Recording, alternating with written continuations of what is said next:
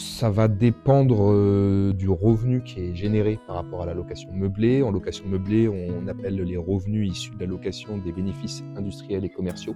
donc des BIC. Et donc on est dans une fiscalité qui est plus avantageuse et plus attractive sur le papier que la location vide. Donc on va avoir le statut loueur meublé non professionnel, LMNP, et le statut loueur meublé professionnel. C'est les 2 statuts qu'on a le plus l'habitude de croiser et on a beaucoup de bailleurs qui sont naturellement en fait des loueurs meublés non professionnels. Tout simplement, l'État nous dit, si vous avez une profession qui génère la majorité de vos revenus et que vous avez à côté de votre profession des investissements meublés à la location, vous êtes un loueur meublé non professionnel. Vous avez des revenus qui sont inférieurs à 23 000 € à peu près et qui sont des revenus qui ne sont pas les revenus majoritaires de votre foyer fiscal. Donc en fait, la majorité de nos clients et la majorité des propriétaires qui se décident à investir sont des loueurs meublés non professionnels.